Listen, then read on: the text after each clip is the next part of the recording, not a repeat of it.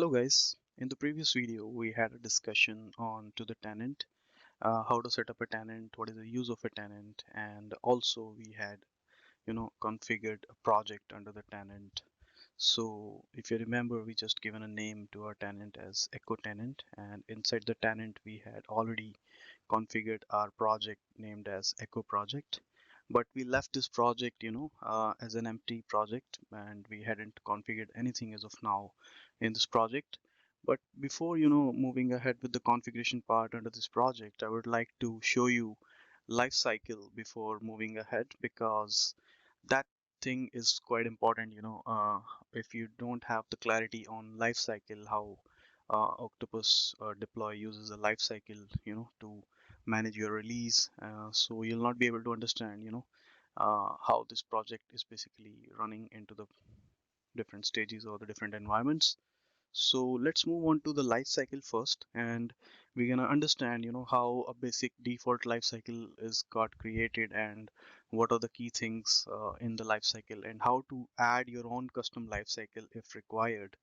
And then we're gonna switch back to this project, and we're gonna echo hello world or something like that in this project, just a dummy project for your understanding. And at the later stage we'll be creating our some sort of good level of pipeline or release stages kind of stuff. So let me click on library over here. So under the library you'll be able to see a feature over here named as LifeCycles. You have to click on LifeCycles under the library. So by default, whenever you add some environments into the Octopus deploy, a default lifecycle always got created for you.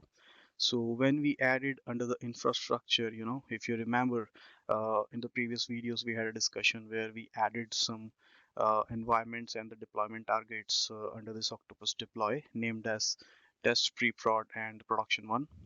So similarly, a lifecycle by default got created in the Octopus deploy, and this is how it looks like. So talking about lifecycle, basically lifecycle is a kind of the stages from which your release will go. Or you can say, if a package is going to be deployed on the production, it should go on test first, and if that pass, basically, all the checks and the parameters and the deployment stuff going well, and then only it should move to pre-prod, and then we're going to deploy that on pre-prod, and then we're going to test that package onto the pre-prod, and further moving further, we're going to shift that package to the production finally. So from how many environments the package going to jump, and we're going to verify the package is working or not, uh, then only we're going to shift that package to the production. So this is how a life cycle of a project or a package release basically happening in the environment. So over here we had three different environments available with us, which are already configured, like test, pre-prod, and the production. So a default lifecycle is already being created, but in case you want to design your own lifecycle, you can easily click on add a lifecycle over here. For this you have to give a name to your lifecycle, which could be like my prod lifecycle. All right, so you can add some description over here. It's a prod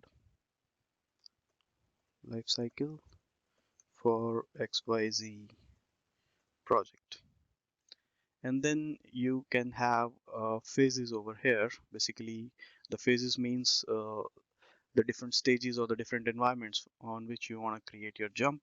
So let's say in this case you want to add a pre-prod first, so you can name it as a pre-prod stage, and you have to bind an environment with this. So click on add environment, and then from the drop down select your pre-prod environment and click on OK. All right, so over here you can also mention this is an optional phase, or this is an optional stage, and if required you can skip this stage as well. You don't want to be gonna consider that in a strict manner that this stage must pass before going to the production. So you can mark it as optional phase, or you can mark it as all the deployments, all the package release on this environment must got completed, and should be successful, and then only we're gonna move to the next stage after this. So let's leave it as it is. We want this to be a complete uh, package deployment, and then over here you can add phase again, and then this is your phase 2 now, and you can name it as a prod stage, something like this. And then over here you can add your environment, and you can select production for this and click on OK. And this is how your life cycle basically gonna look like. You have first pre-prod stage, under which you have already binded your pre-prod environment, and then you have production stage where you had binded your production environment over here. So let me click on save now.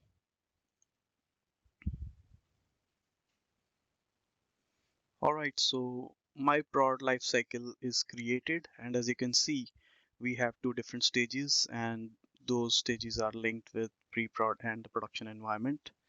So we can use this life cycle along with our project, and we can deploy the things according to this life cycle into the upcoming videos.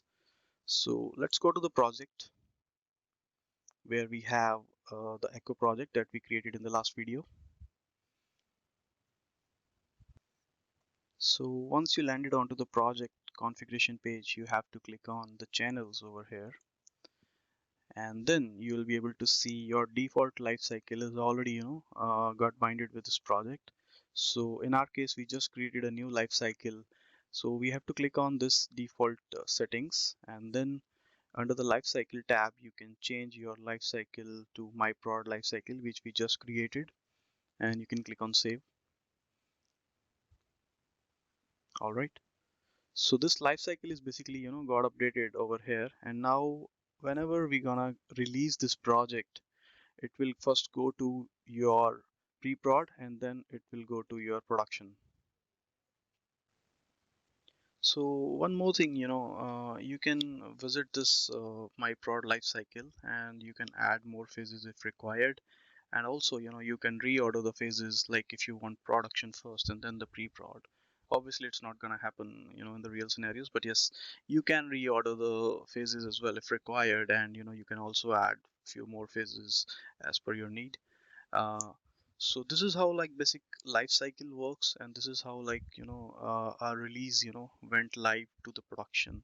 Normally in CI/CD pipelines, we do have multiple stages in Jenkins or in other CI/CD tools, where we used to design some different stages like test environment, and then we have pre-prod staging, and then production, or it could be a dev environment as well in between. So it basically depends from company to company how they want to set up the things or the stages as per their CI/CD process. uh, so this is how like you can manage the different stages or the environments using lifecycle for your project. So what I'm going to do is, in the next video, what we're going to do, we're going to add some steps under this project, and then we will be creating one new release, and that release will follow the life cycle, my prod life cycle, and then we're going to deploy that release to the pre-prod environment, and then followed by the production environment. Thanks for watching.